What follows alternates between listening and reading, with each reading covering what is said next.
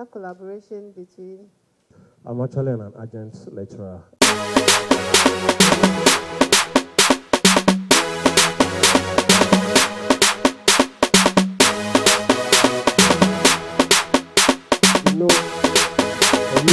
It's Brainy Beats, baby.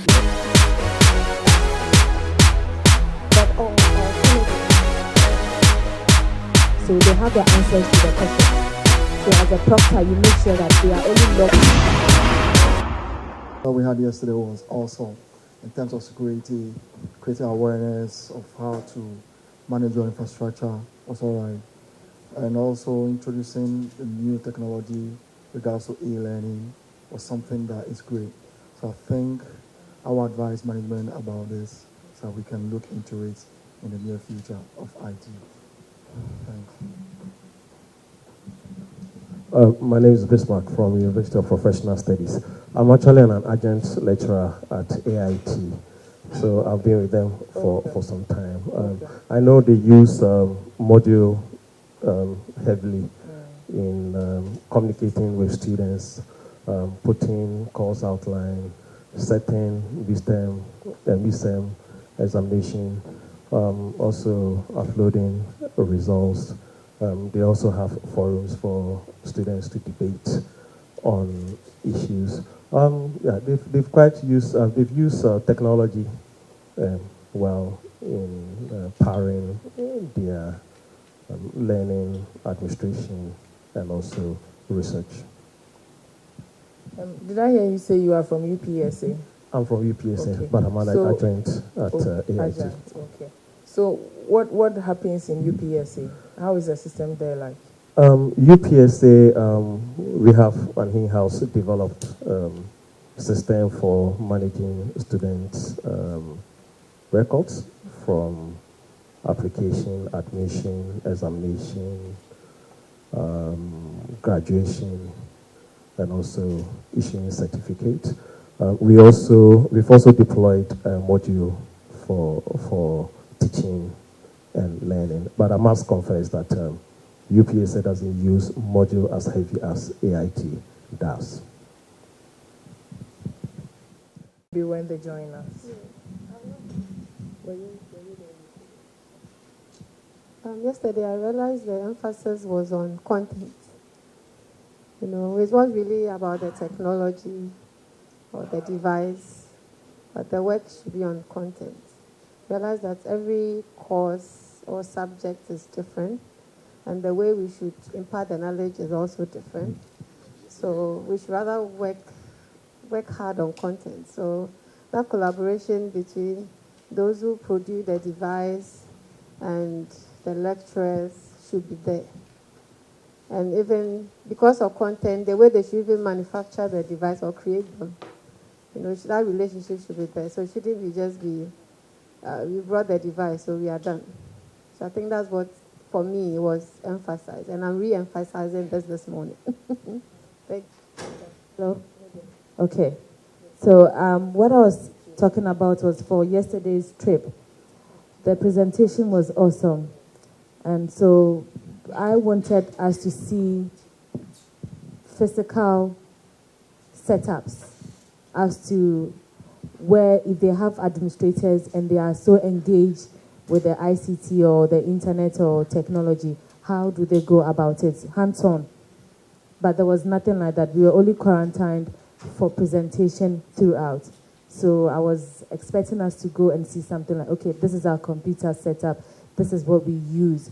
So that if you want to set up the same thing, you don't have a major picture that I need to have maybe hundreds of computers set up. It could be 1 or 2 computers, but yet they are doing awesomely well. They are getting to 100 students or 200 students with just a computer or 2. But we didn't see anything like that. It was only quarantine. So I felt today, our next visit, she let us see something. So where yesterday's visit was to the new campus. But if you go to the old campus, which is a cantonment, you will see the labs.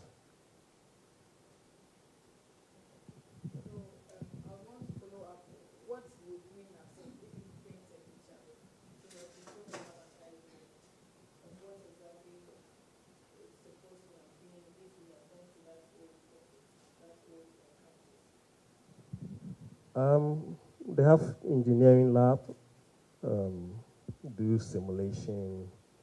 I think at the old campus, they have about 3 or 4 engineering labs. Yeah.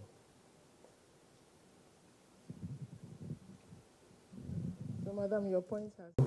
From Central University, the head of the e-learning unit. I just want to share maybe first my what I got from yesterday's presentation. Actually, I got here a bit late, but I met the section where the doctor from Cape Coast was delivering his presentation on ICT and education. I felt there was too much theory, because I thought he was going to share some of the experiences from where he's coming from. I mean, interlaced with his presentation.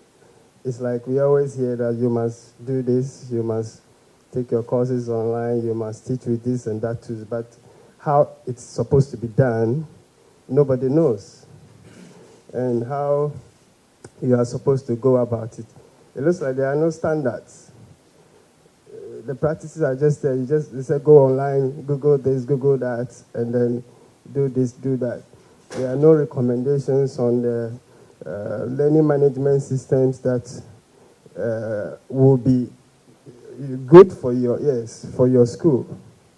So we just come and then we receive a lot of theory, and we have to go and struggle with the practicals. Well, in 2012, we started what we call the blended learning. In Central University, we acquired an LMS. First, we tried Moodle. We went to UPSA to understand what they were doing there. And we started with Moodle, but we realized that what we want to do, Moodle will not be a good solution for us. So we switched to Blackboard. And the students actually liked the system because it was very friendly. And then we also had a good support from the vendors, though the price is a bit on the high side. But we realized that it fitted into the specifications that we needed for our school. And we could easily develop courses on it, reuse the courses, and use it has a lot of features that were so basic and ideal for what we were doing. So we built on that. I think we have gotten to a very a level where now we do not just course delivery, not just teaching, not just lecturing, but we do assessments. The students use it for their midterm and then exams, and it's been very good. So from the presentation yesterday, I realized I think we should have had a presentation of the learning management systems, a live demonstration, and then also a case study of some of the schools that are implementing educational technology in their campuses. It would have made it more, it should have enriched the whole presentation to us. Thank you very much. So they have the answers to the questions. So as a proctor, you make sure that they are only logged on to that particular exams page, and that is it. But to allow them to write the exams from their hostel, trust me, you would not know whether they are copying or not. So proctoring is something that is coming up. So it's something that we can also look at, those of us getting into distant learning models and other things. Yeah. But I mean, just to keep the... Need all to go to one room, but like she's saying, the proctor is the one who needs to be available. So wherever the space might be and how many proctors you would use. But alternatively, your assessment questions and what you're measuring would determine whether someone can copy or not. Because we like summative. If you're doing cumulative, which means you're doing a bit at a time, they can do it wherever, because if you don't have this one, you can do this one. So you're building on concept. So in that case, you can have them do it wherever, whenever, and you might have one where you want them to sit somewhere that will help you gauge whether they did all the other ones by themselves or someone else did it for them. So. Okay. I think your question was, how can we make sure that the student who had logged on to do the exam is the one who she says she is?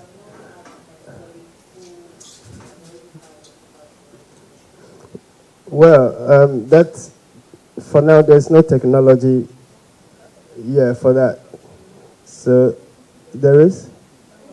Well, before you tell us, I think much of that can also be checked by the lecturers themselves. They must know the students. They must know their academic performance.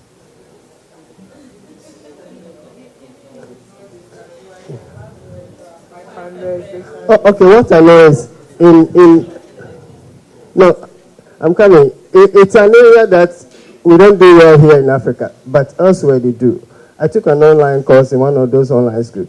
They know our standards. So when they give an assignment, they know for you, because of your IQ or whatever, your grade is between these letters. Yeah, they know. They know your they know what you can do. So that if you score an unusual mark, they can tell that, no, you might have done something. Somebody might have helped you.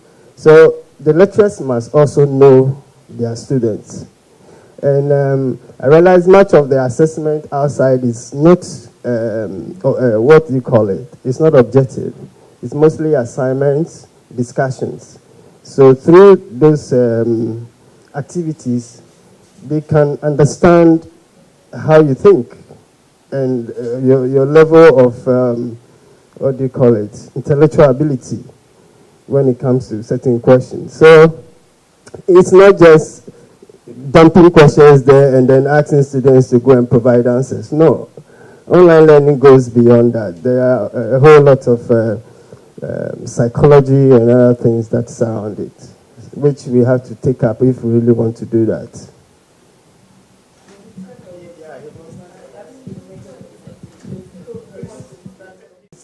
Or a testing center, or what you do is that you set up specific labs on your campuses and different places where they can write the exams.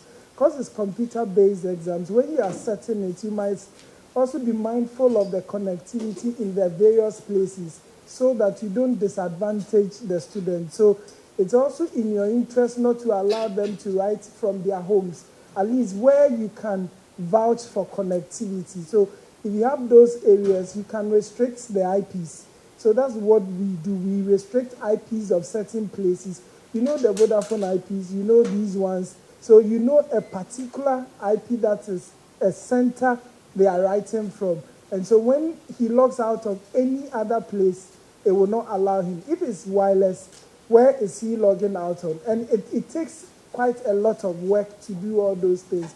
And so what we normally do is that we bring them to labs around where we want them to write. And if it's they are going to write at a place we don't have labs, they will bring their laptops. Then we set up the Wi-Fi there for them to write. That's how we do it. But then there's also the testing center people, the Prometric and those people.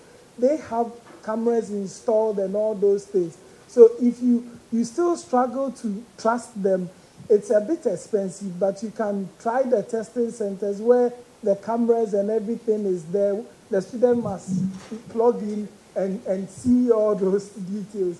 You have to log in, key in, and those stuff. But it comes at a cost. So my prescription, I'm speaking before I speak anything.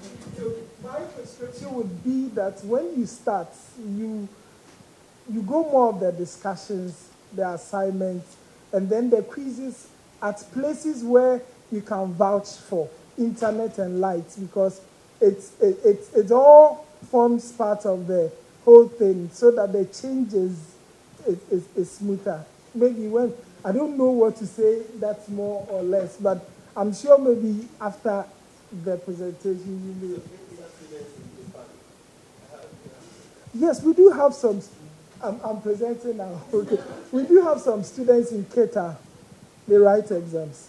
We do have in Nigeria, they write exams. So, but for those places, we physically send invigilators. We are looking for proctor, at least one person to go to the center and man them when they are writing exams. Assignments and those other things, we still allow, because as for assignments, they are assignments. In the traditional setup, if somebody will help somebody, you will help him in the house. So the e-learning is not, we are not changing how the university operates. We are saying that what the university does, we want to do it in a technological way. So all the processes must work in that direction. Yeah. Because you have a presentation to do. You are giving out all the flesh before it's your time. Everybody. But as soon as you log on, the camera is activated. So it's upon you. You don't even need an invigilator in the room. There could be somebody invigilating remotely. So it's one of the technologies that you can deploy to make sure that the right people are in the room or the right people are writing the exams.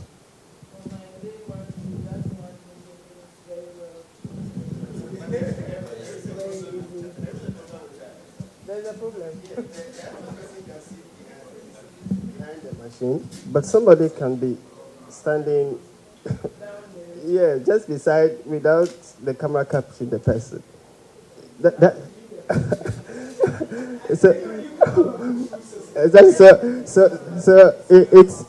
It is a kind of solution, but it's not.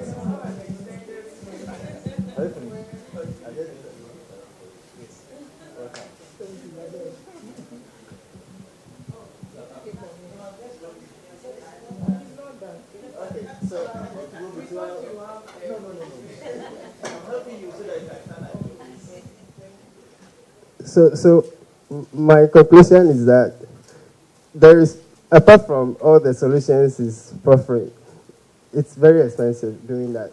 Very expensive. Now, for a university in Africa, you don't have the funds and the gadgets to do that. But you still want to do online or blended or e-learning. So we have to revise our content. I went to University of Ghana. I'm sure that what we did there, they are still using it to teach the students. Because if you look at the industry, nothing has changed.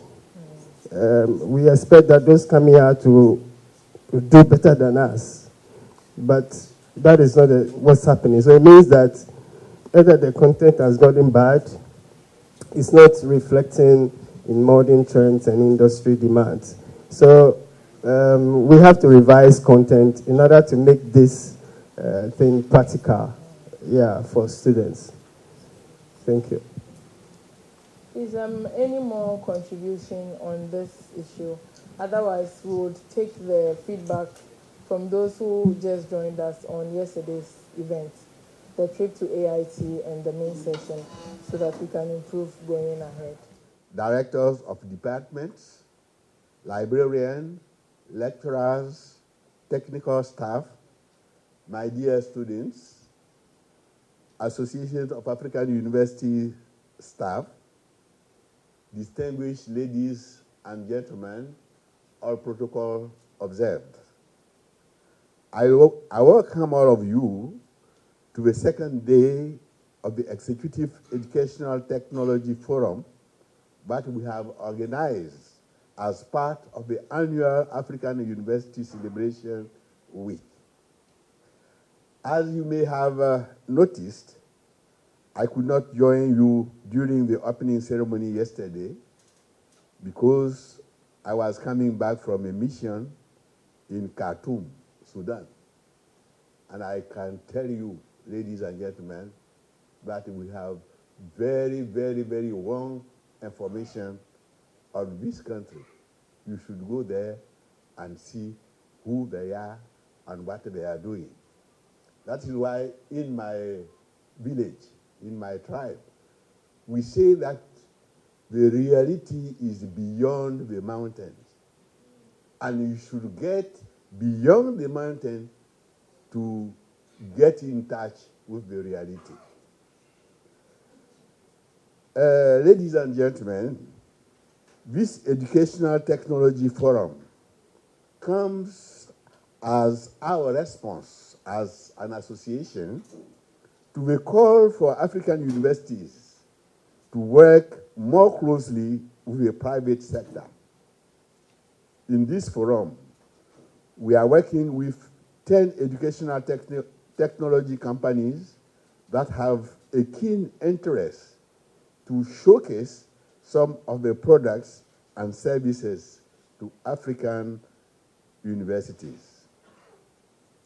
As Association of African Universities, we are creating the platform purely for networking with the hope that universities and the concerned companies will work out ways that they can work together. It is important for university leaders to be at the forefront in championing the educational technology agenda in their institutions. This is the reason why we called on the vice chancellors and other university leaders to participate in this forum. And this forum is really yours.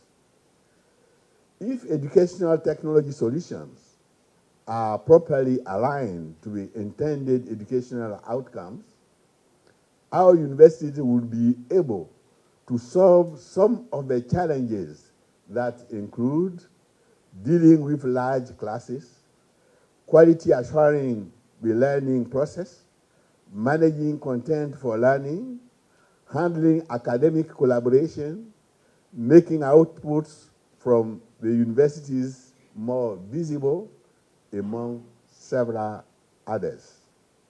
I also challenge all the university leaders here today to reflect on the progress with implementing the educational technology strategies. We must also reflect on how we can learn from each other as universities or higher education institutions. To the educational technology private sector, I call on you to take time to understand the need of African universities and then tailor your solutions to address real and proven needs. It is also important that you invest time and effort in building partnerships with our universities, all these based on trust. I also take this opportunity to invite you to attend the other events that are slated for Thursday and Friday as part of African University Week celebrations. This week's celebration is particularly significant because as an association, we turn 50 years old this year. Please do visit our website, blog, and social media platform to be kept abreast of the other activities that the association has lined up for 2018. On this note, I wish you a very successful second day of this Educational Technology Forum. Thank you for your attention. Merci pour votre aimable attention. Shukran. Muito obrigado. No, Spanish is not one among the African Union languages. Thank you. Thank you very much, Prof. I think he did well with the English. Can any of us speak French the way he spoke the English? Okay, there's only one out of about 100 people in the room. Okay, so we'll just move straight to the next item on the program. The picture you see is our synchronous session, and this one is a synchronous session that I picked, an image I picked from the net. So I'll define the two and then move on. Synchronous e-learning is concurrent learning. As I'm teaching, you are listening. it comes from the word synergy, doing things together. So that's synchronous learning. And then the students and the presenter or facilitator are both available online. So there are several ways of doing that. In fact, if I take my WhatsApp and I do a WhatsApp call, there was a PhD Viva we recently had. And then our internet was very good, but the external was from Malawi. And he was speaking, but we couldn't, his internet had a problem. So what we did was I asked him a simple question, is your phone working? He said yes. Then he said, then let's do WhatsApp Viva. Then we called him, we projected the voice, and everybody heard, and he assessed it. So it's a form of e-learning, continuous. He's talking, we are hearing it. So in such cases, the manager or the person must be a bit innovative. You send the presentation to him so that you also have yours. As he presents, you follow through. So that's asynchronous learning, like I am doing. And then there's the asynchronous learning, and that's the self-paced learning. I put materials there. You go later on, not live. The A means that the opposite of it, because I'm speaking with academics, I must define things properly before I'm taking on. So that's the asynchronous learning, is a self-paced learning. In this type of e-learning, the learner and the teacher cannot be online at the same time. You may not be online at the same time, maybe because of your busy schedule, where you are, and all the challenges that you have. And then there's a blended learning that we subscribe to. It's a form of learning, formal or informal, that combines e-learning with traditional classroom methods. And per my personal experience with e-learning from 2009, I think that blended learning is good for Africa. The pure synchronous has issues. I'll explain in our approaches that we encountered when we started the e-learning journey. Now, the relevance for KNUST IDL. So we wanted to become the ultimate hub for provision of access to continuing tertiary education and training. So there was a need to do something. And that is, we looked around and we realized that there are different things happening. This lecturer is teaching and he's using this method. The other ones are teaching and he's using that method. So we needed to embrace technology and then harmonize them and have one system for all of us. So that's what we did. So e-learning education focuses on pedagogy. I was hearing somebody talk about the content. In fact, content is important. It's very, very important. Even though the technology is important, the content is important. The technology is also important per our experiences. Now, we are saying that e-learning offers the ability to share materials. This one, I'm sure yesterday's presenters have talked about the slides, the Word documents, the PDFs, and the video. So this is a sample of a recorded video that we do. And normally what we do is that we brand everything, every PowerPoint in the institute. We started with the Institute of Distant Learning because they were into distant learning. So we decided that everybody who will teach, your PowerPoint must go with this slide. Any presentation you make in our name, it must go with this. Any video you do, you must have your name, your email address, and all those things there so that we can know who is saying what, and it wouldn't just be that one. So the implementation, I'll quickly go through so that the discussion and question time will be. In the implementation, there's a lot of people have talked about frameworks of e-learning. It is not just about learning because the technologies are available and sometimes some of them are free. And if it's about money, people can easily go to the market and buy. But we needed to adopt a framework. So I picked Osei and Mensa. I was part of the team when we were starting framework, Osei and Mensa.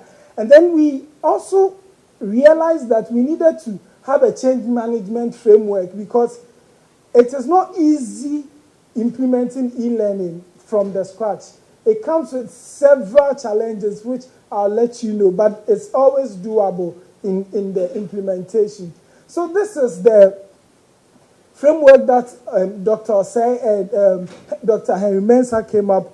I was part of the discussion, but it was they that settled on it. So I put their name in every presentation I make. Osei and Mensah, yesterday, I met Dr. Osei and I was telling him I've been referencing. I said, oh, thank you. It's good you reference them so that, because they brought the scheme of things. So in implementing, we said we focus on these three things. The technology, because we realized that prior to the implementation, people are doing something. This person said we should use this. This other person said we should use that. Then we should also look at the pedagogy. What at all is there, the content and so, and the policy. And per my experience, I think that when the policy is apt and then the pedagogy is there, the technology comes easily. That's my personal experience. And mostly what I realized was that I've done presentations for several institutions, and I realized mostly they start from the technology and they hit the wall. If you are implementing, all those ones must work. And what are the issues that I'm talking about? With the technology, the learning management system, you must make a decision. Everybody will argue it out. Somebody can say this is white, off-white, cream, and so on and so forth. But you must decide on which of the things you are going to use. And we settle on the Moodle. We customize the Moodle for ourselves, and we call it V-Class. And that's our website for the learning management system. And then we decided that we needed multimedia laboratory so that it will help us produce the materials on the virtual classroom platform. Then we also realized that connectivity was an issue. Before we came there, Cepham is here. We started testing something with them. And then when we started, we realized I wanted to do the live class from Kumasi to one center in Accra. The Kumasi will be okay. Accra, where they are, connectivity was a problem. They used dangle, and we realized that the live was giving us challenge. So we needed to sort out the connectivity issues. So that explains why we put technology, connectivity under this one. Now the pedagogy. The programs, the facilitation, whether it is synchronous you are going to do, whether it's asynchronous, the tutorial services, the instructional material, the CDs, whether you are printing anything, these were the issues that we looked at. Now the policy, the rules and regulations governing all the things you are doing, the programs and courses that are going online, the phases, the academic issues. And the most important thing it's not the most, but it's very key, the financial issues. Because when you make your presentation, they will ask you how much would it cost. And they will say it's either expensive, we don't have money, or all those kind of things. So you must justify why you want to go e-learning. It's not just today, I want to put the material, then you start and you go.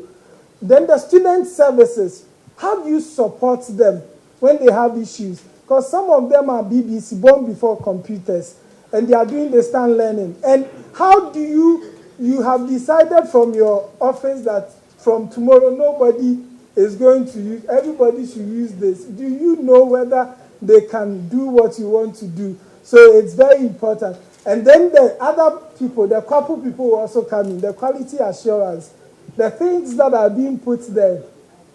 How are you going to ensure quality? So when we started, they were asking me a lot of questions, and I told them that what I'm doing is that I'm just helping do what is traditional online. That's my job. The other issues, the quality assurance people will handle it. So the quality assurance too, it's also important.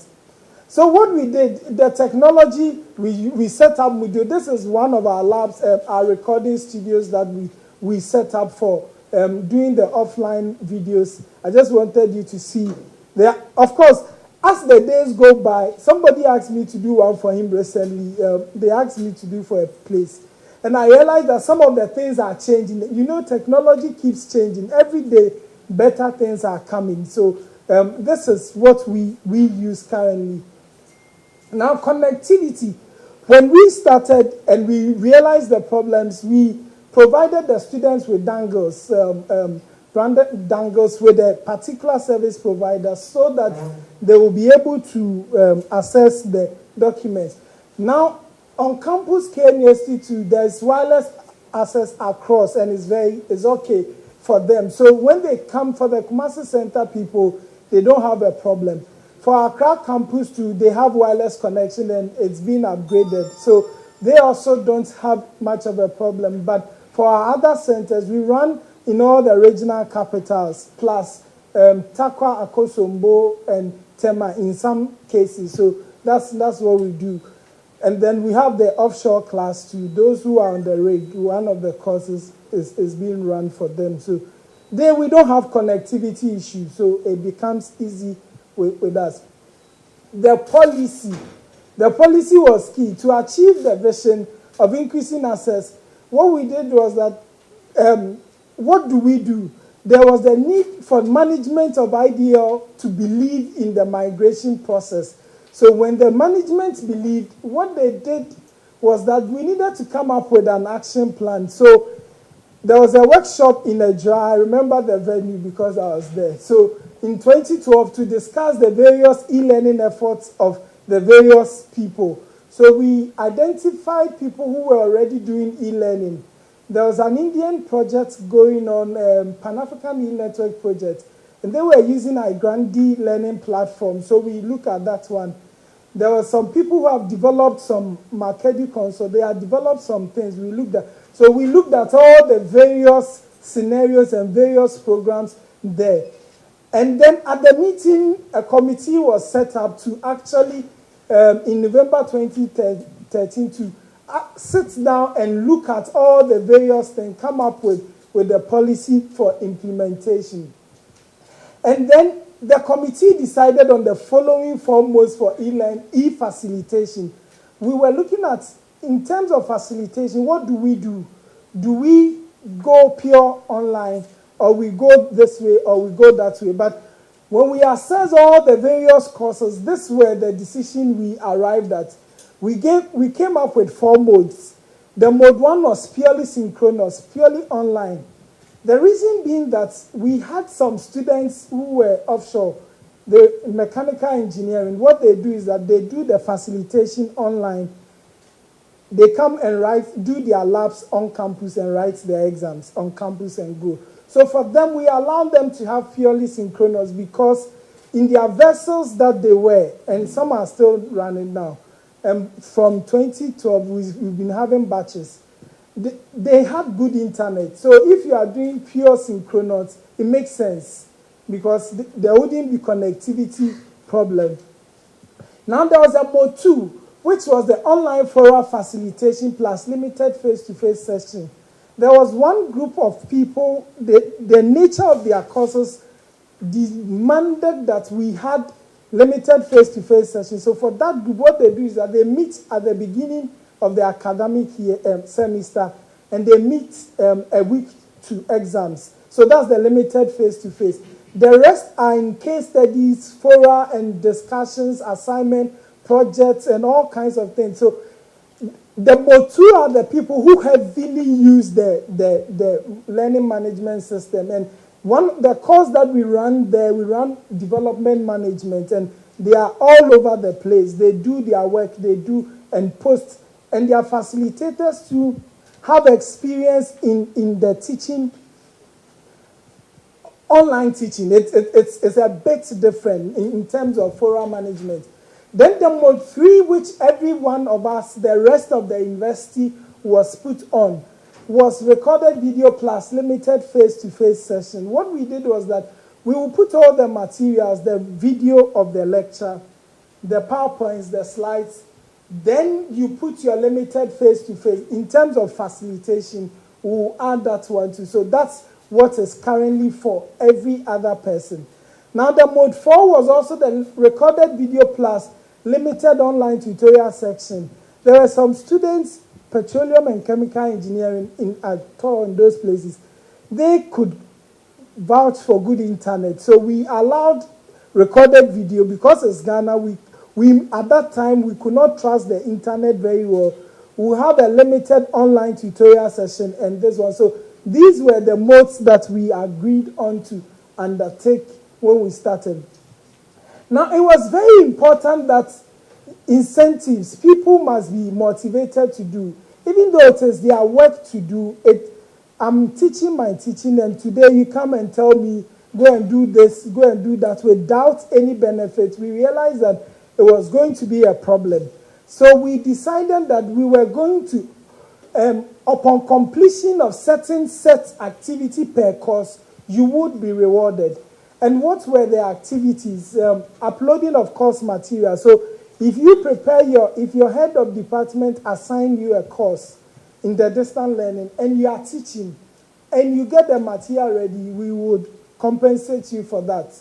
At the end of every semester, I present a report on all the courses that are being taught. Then I'll check whether you did assignments online and how was it. There's a report there. Then I'll check whether you engage the students in group work on discussion level and their contribution. And then I'll check whether you did an online or offline revision for the particular course you are teaching so that the students will get before exams. So if you meet all these criteria, we give you some compensation. Now, the financing for the immigration, what were we supposed to do in terms of doing that? I have a weird background small. I have diploma in financial management. So when they put the finance committee, they asked me to come and be part of them, and I understood the variables and terms. We did a study of the cost build-up of the traditional model, how much we are paying, how much are we spending. So the committee looked at all the costs, the cost inputs. Then the migration efforts we want to do, the selected migration effort, we looked at the costs that was involved. Now we looked at the savings that we identified. And then determination of realistic incentives for online activities was also done. Afterwards, we decided that we could go ahead and still be financially viable. That's the decision, because we did all the transport, the printing, and all those things, the cost elements, and then we realized that it would be better for us to be on the E and still be financially viable.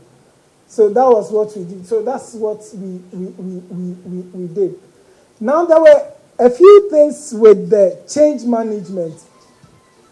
And I remember when I presented at summer school, the year after the implementation started, we needed to do something. We needed the vision. This is what is it? It's 1000 and Villa 1995. Other people have modified this change management. You see, when there's a vision and there's no consensus, and people have skills and all those things, you end up with sabotage. They will say it's not working. I can't do it. It's because there's no consensus on it. Now, when there's consensus and there's no skills, there's anxiety. I want to do, but I can't do. So anxiety comes in. And the other one is that when you lack incentives, there will be resistance. There are people who are resistant to all kinds of things. And there's a way you manage those ones. I'm sure this is not an HR class. So you identify those troublesome ones, and then you help them, and then they will go and spread the gospel for you. And it becomes implementable. So that's what we did. Now, if there are no resources, then frustration will set in.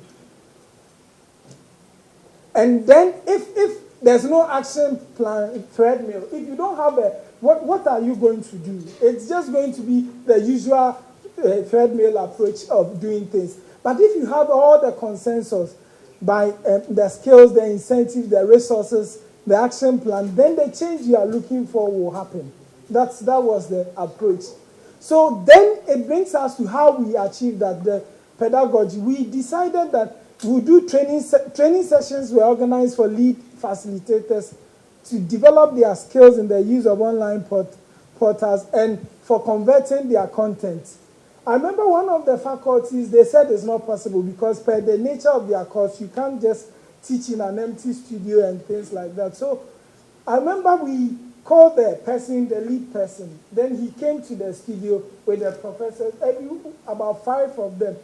He did it and he realized it was easy. Then he said, oh, this one is not like I was thinking. Then he brought all his people and they recorded for us. So the training is very important. And again, training materials and video demonstrations were used to train the students. So we did some small recordings of how to do the basic things, how to do them. So how do you do the e-learning ones? Apart from the e-learning, there are other things you do. There are other things you do on the e-learning. That's one too. We actually recorded for them to actually have access to it. Now, what were the challenges? Delay in getting the course materials ready on the platform by some course facilitators. You meet these challenges. The delay, the person has not finished the course material. There's nothing you can do. You only have to keep calling, follow up, and making sure that is done. Then, there are also training challenges as a result of unavailability of facilitators. You want to run workshop for them. This one is gone for this workshop. It is not just this course he's teaching. Maybe he's the director of this. He's going here. University has sent him, like you are here. If there's a training in your school, you will not take part. So there were genuine reasons why some could not take part in it.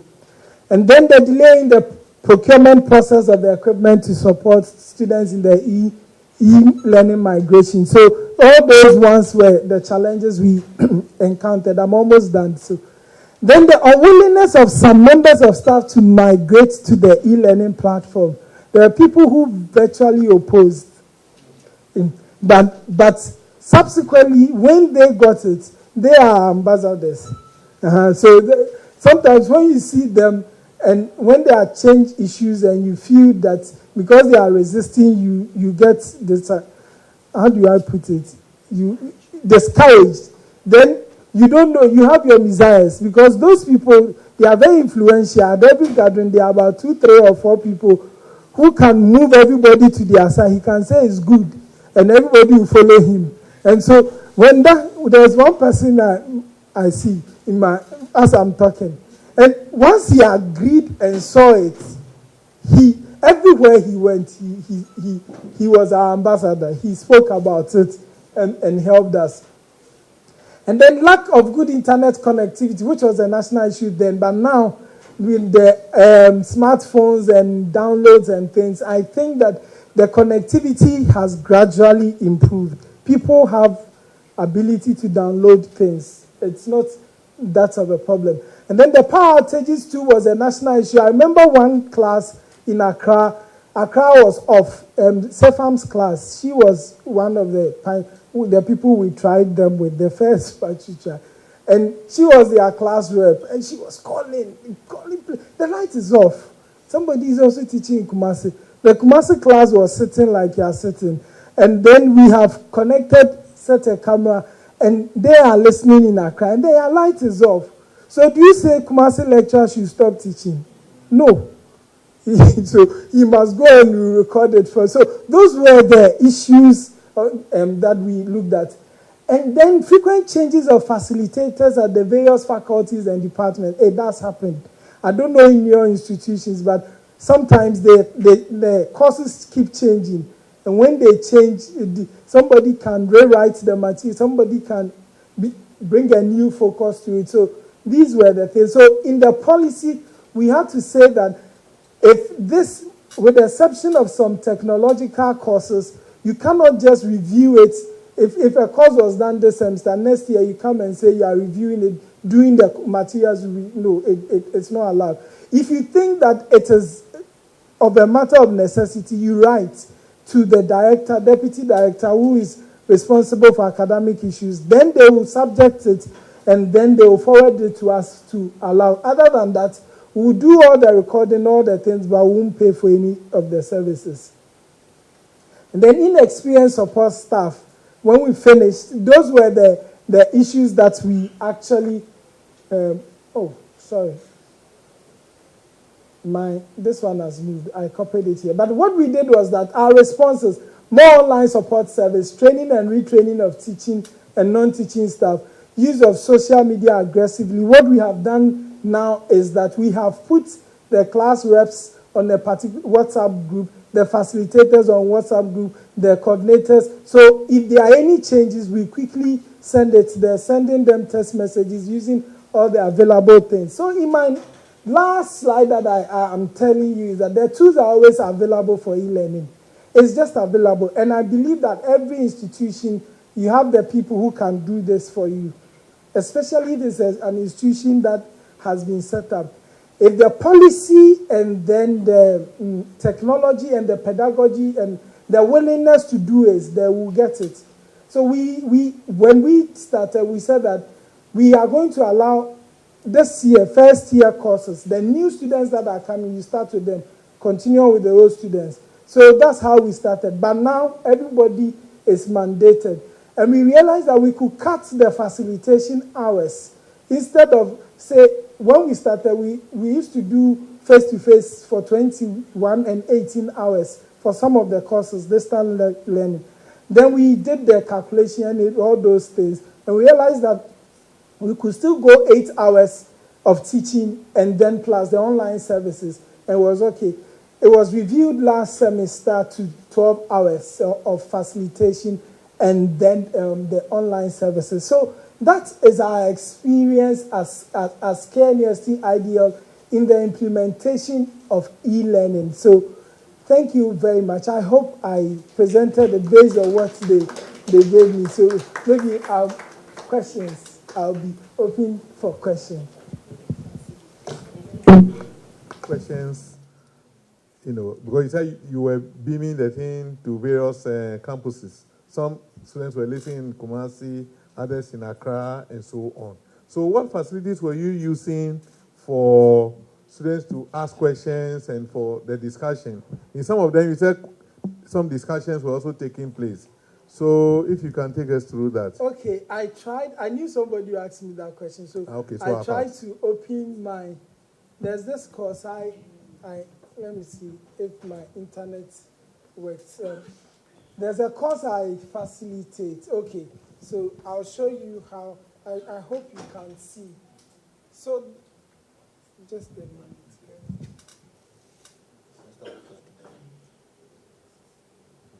So this was my course that I used. So in this course, I have set out. So I set out my questions, my online class, recorded class, the course material, the videos, everything, then the discussions. And this course, that's why I'm saying that it's there. Pedagogy is also important when you are teaching. How do you make the students go and use it? For this one, I designed the pedagogy in such a way that your participation on the online forum counts. And because it was a postgraduate course, I service for the university in them, I gave them some scenarios. I picked their contributions as a case study for all of them. So if you are not part of it, in the exams, I can get like 10 or 6 or so case study out of your contribution, 6 pages, because it's you who are contributing. Then I read it, I comment. When you have ratings on them, every one of them did it. Even though they were grown-ups, matured people with busy schedules, because they had ratings, every one of the students would respond to the question you put. So if I put question, the discussion question. So this was that time what I gave them. Now it's government decision to establish one district, one factory. So then you are supposed to make your comments. And when you read the contribution, you see people agreeing and disagreeing. And then they do that, you must come and say yours. Because I would go through. When I finish, I'll pick the case study out of all the discussions, and then you do. So that's why I'm saying that the pedagogy, how you go about it, is very important. And then the assignment I gave them assignments, individual assignments, for them to do, and they submitted for me, and I graded it. Then the exams, to those who use it for exams, there's this course, MSc Renewable Energy and Technology. They write, the exams are multiple choices with labs and things.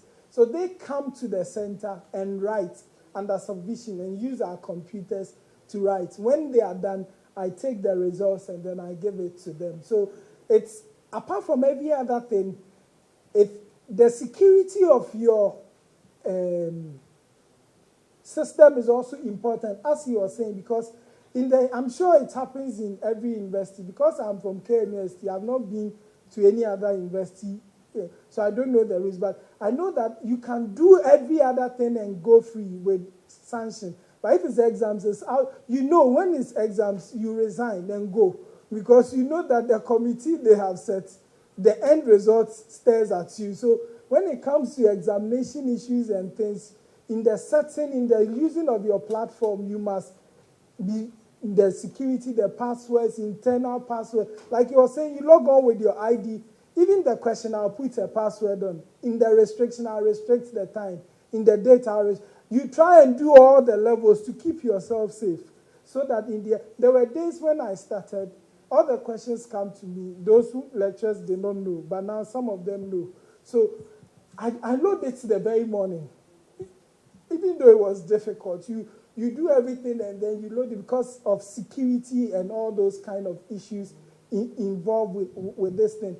Then the beautiful thing about Moodle, like Uncle was telling us about, you know where somebody is talking from, where the IP that assessed the question at a particular point in time. So it helps you in the assessment methods. Okay.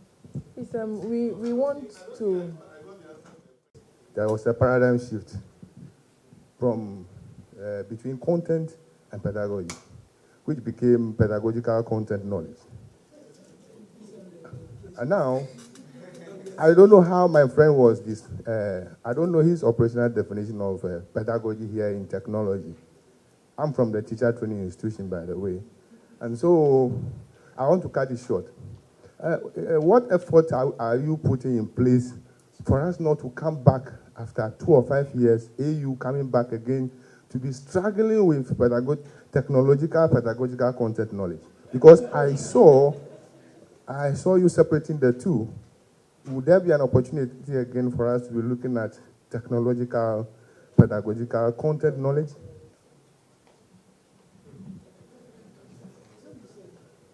Yes. The reason is that e-learning does not take place in isolation. The universities have structures of ensuring the pedagogies are well done. So what the university decide on in terms of quality assurance, it is that thing you are translating online. So if today AU or universities decide that our pedagogies are going to change, we are no longer going to do 70-30 examination. We will do case, we will do this one. It might change. And so when it changes, because e-learning is a platform you are using to do what the university do, you also change to that effect. So the e-learning does not seek to change what is done in the university. It is rather helping what is done in the university to become better. So the university is changing its processes, and we are helping the processes to become better. That's all we do. Because those ones are the quality people, assurance, all those pedagogical, those with experts in those fields. Okay, next question, please. We'll take this one and then we'll come to you.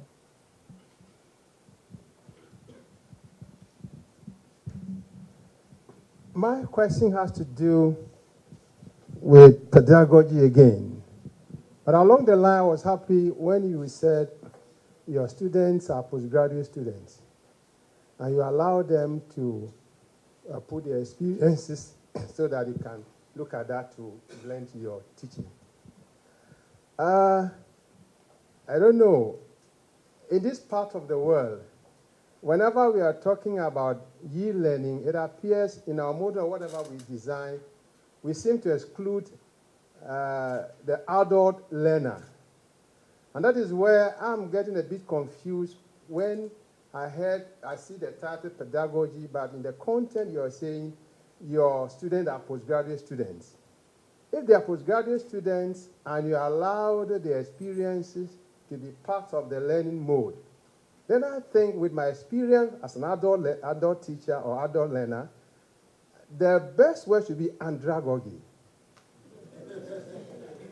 In fact, what I was saying, I just picked one course and I was just making an illustration. Because, you see, we have a lot of courses on this one. So, you see, there's a blend of all those things. And those policy, the wording, and those ones are for the quality assurance people and the resource and planning for those various universities. They decide the course structure, the course model, how the inputs and outputs.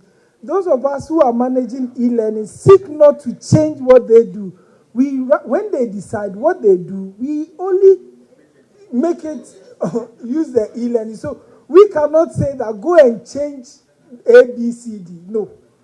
What I'm saying is that if the model is meant for postgraduate students. No, it's for everybody. Everybody. Even diploma students are there. So I agree with you when you mentioned blended learning. Yes. So we are combining both pedagogy and andragogy. Okay. I don't have, where you are going, I don't have the... So for that matter, we need not to stretch so much on the pedagogy because we are involving both the adult people and the young ones. So we cannot pinpoint what? Pedagogy alone. But we should find it. Okay, so we'll add an andragogy. Maybe then I'll add my name, or say Mensa, then Chris. Okay. Adding andragogy to it. I'll read on it. So from where he's coming from in education, the science of teaching kids is pedagogy, and the science of teaching adults is andragogy. Yes. But in this context, the pedagogy that is being used is the teaching method in e-learning. So not necessarily linking it to children or adults, but it's a concept of teaching. So please let's take it from the educational level of pedagogy of teaching children, the science, and the andragogy of teaching adults. But it's the concept behind the teaching method. That is what he's trying to. So he said something like, it could be a case study, it could be problem solving, it could be project-based or interaction or case field trip. But the teaching method, that is where we are looking at, but not the other aspects. Thank you. I want to move from pedagogy and talk about technology. Technology and policy. You mentioned three things in your framework for e-learning. You mentioned technology, pedagogy, and policy. My question is, how did you train the instructors or the lecturers? What kind of knowledge did you give them for them to take off with? And I'm coming. And then secondly, how did you also train the students to also receive instruction from the lecturers? And then my second question, I guess I need a pen. Thank you. How did management also adopt the policy and compare, apart from, you mentioned incentives. Yeah, how did they get all the faculty members, yes, to adopt the policy? So, thank you. If I got you correctly, the first one with the lecturers and the students, my personal observation, though no empirical data to support, was that it was easier training the students than the lecturers, whether they were very old or very young, because they realized I'm going to be examined on it, so I have to learn. If I don't know, I have to find somebody to teach me. But for the lecturers, it was a bit difficult. So in the first year, we ran training for them, and we realized that the output wasn't what we expected. So the second year, what we did then was that each of you, in paying your online activities, we made room for your graduate assistants and national service. So we trained them as well. So every year we train the graduate assistants or the national service that will be working with the lecturers. So when the lecturer does everything, they are a bit young, a bit IT friendly, and it was easier with that. And when we did that, we got higher levels of participation than in the initial stages where we wanted the lecturer to go online to now read all those things. And then we came up with a formula that let your people, your graduate assistant or your teaching assistant read all the things, summarize it for you, and then you read. And they agreed. And in terms of management, and when we agreed on it as a policy, we went to the departments. We did a general, and people had, we had it at the summer school where they teach all the lectures. After that, we went to the college by college, met the faculty. Then they will bring the questions. What about this? Security, my material, how do you ensure it? Copyright, and all those, academics would have. My name is Tushar Vora. MLEBO is a company which is a learning management systems company. And we have been working in Africa, specifically East African region, since about 2012. We have multiple universities which we cater to. The whole presentation that I want to do today will be completely focused on certain challenges which I saw in the various other presentations that were shown. So what I want to showcase right now is our mobile application, and the important thing that I want to showcase in the same is, one second.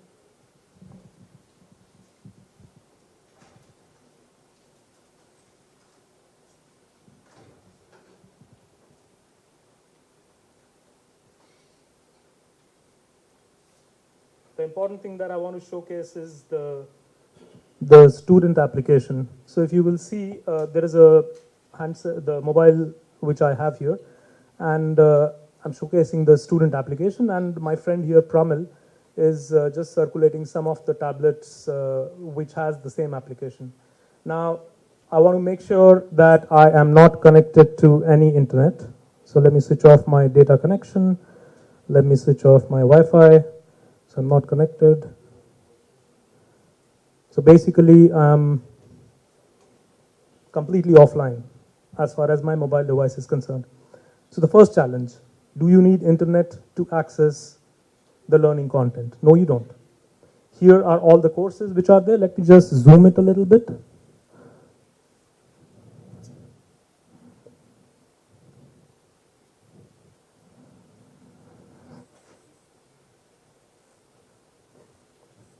Right there. Just zoom too much. But anyway, so here are the courses that the students will be able to see. Online, offline, doesn't really matter. And once I see my course, I see that the name of the course, who is the teacher, what is the start date of the course, when did I access it last, and then I see the various assignments or calendar events that are there in the course immediately. Then I can touch on the course, look at the topics of the course, all right, as a student, and then go into whichever topic that I want to read, which is chapter 1.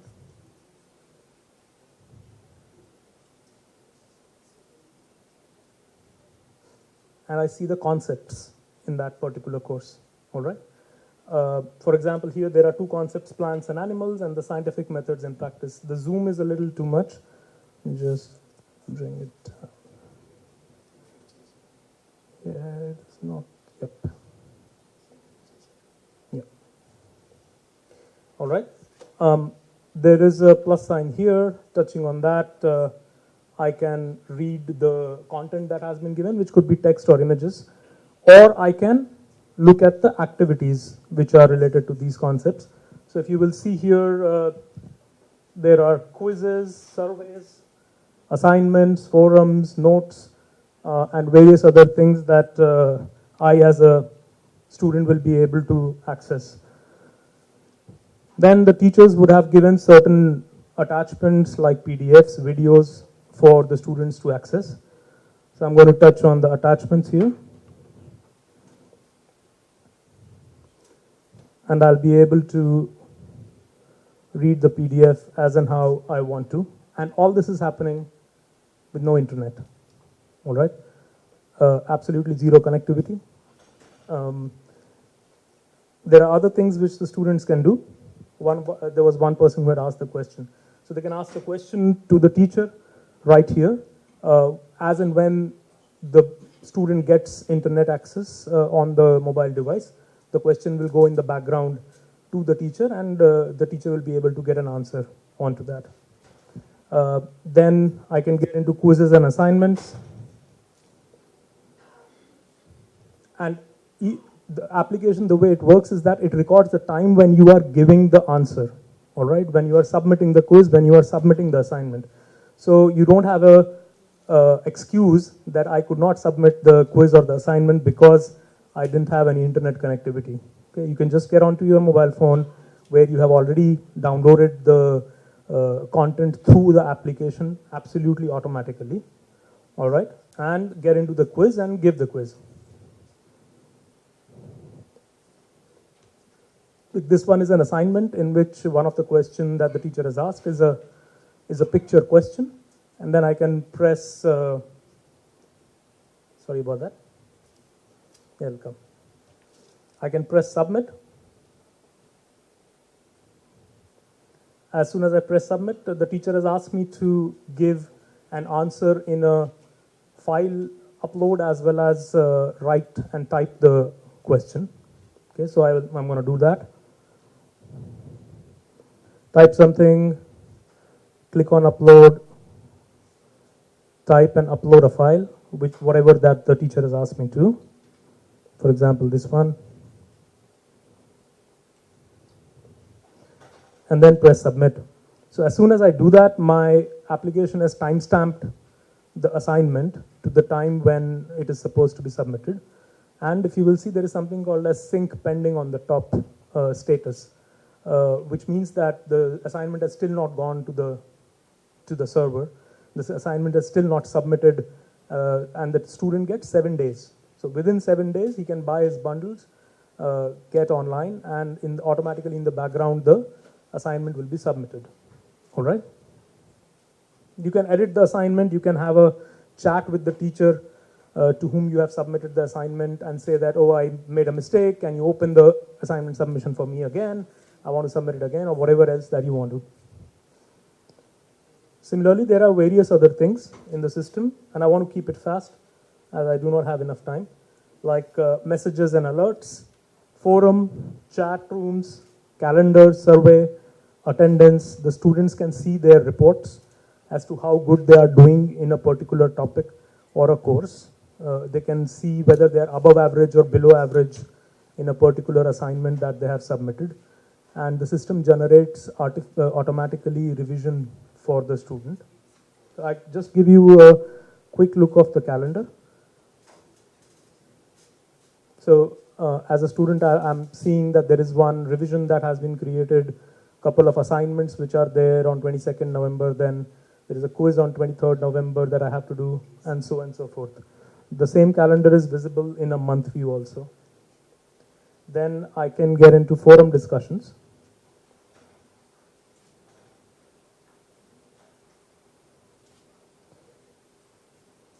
And even when I did not have internet, I still am able to access the forum, see all the messages that were there before. So basically the whole idea is to create a system which is right for developing countries like Africa and India, African countries and India, where internet is good in some places, but not good in some other places, all right? So students are able to, whenever they have some question coming in their mind, they're able to ask the question, they're able to submit assignments, they're able to submit quizzes, access content, look at their calendars, get automatic reminders from the mobile device, because mobile device is always with them. I don't have to log on to a browser on a laptop to be able to know that I have an assignment tomorrow. Or there is a teacher has just now posted a video into the forum discussion. I don't have to log on to the browser to be able to know that. I'll get a notification right then and there on my mobile phone that the teacher has posted a new video on this particular forum discussion. Touch here and see it. So that's the whole idea that we are working with. Quickly, I'll show you the teacher application, like one or two major things. I have two, please.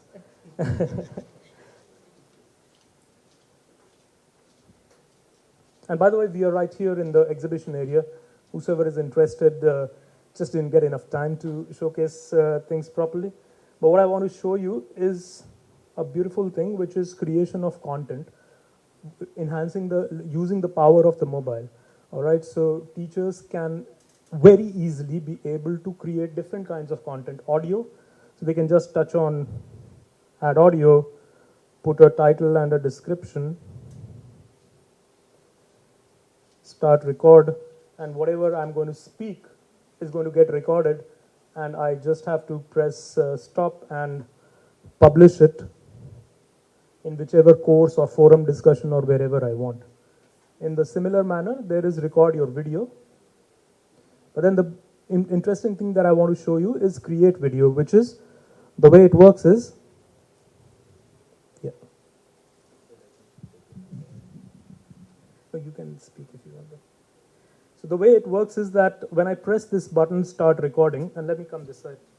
So when I press this button, start recording, the mobile phone will become like a, sorry. Yeah.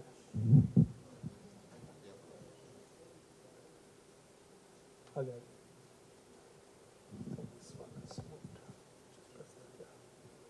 Thank you.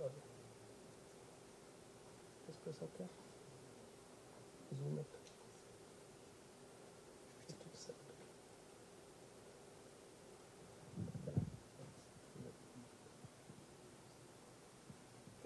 Thank you. So when I'm going to press start recording, and you can do that on the tablets that you have, whosoever has it, the teacher application, the mobile.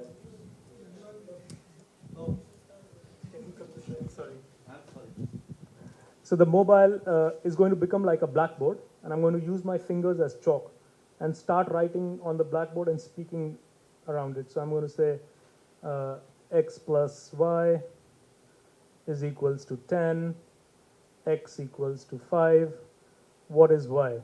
All right. What I can do is I can move from one board to another, like I do in a classroom. So I go from one board to another board and so on and so forth. And I can actually insert an image in the background.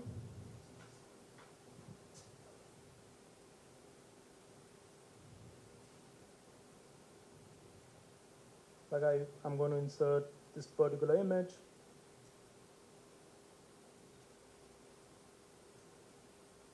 I can move it somewhere, and then I can start doodling on that particular image.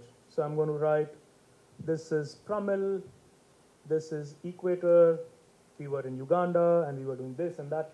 I'm giving you a different kind of a demo, but what you can imagine that if you are a biology teacher, okay, and you want to showcase something for how the skull is, then you can just put an image of the skull and start doodling on it and speaking on it. Now once you are done speaking, and you think that the video is good enough, you press stop recording, and you preview.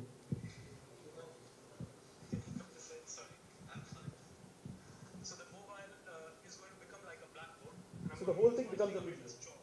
And start writing on the blackboard and speaking around it. So I'm going to say x plus y is equals to 10. So now the whole thing is becoming a full-fledged video, as if you were sitting in a lecture, and you can do the whole thing on any mobile device, even your own, or a good mobile device like a Samsung Note 8, which even has a pen, so it becomes even easier, or even a 4-inch mobile device if you want to.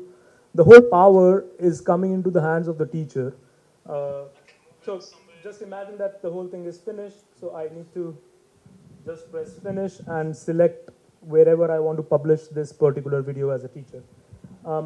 There are multiple other things. One of the important things which all of us were discussing was why there are some teachers who do not comply to the rules and regulations of the university as far as online learning is concerned. And so we have a full-fledged compliance system.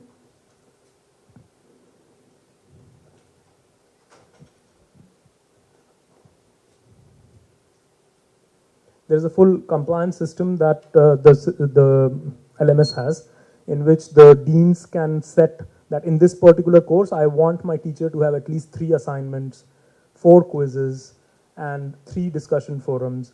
I want the assignments to be graded as soon as the assignment end date finishes. I want the assignments to be graded within 10 days. I want the teachers to respond to forum discussions every 5 days, all right?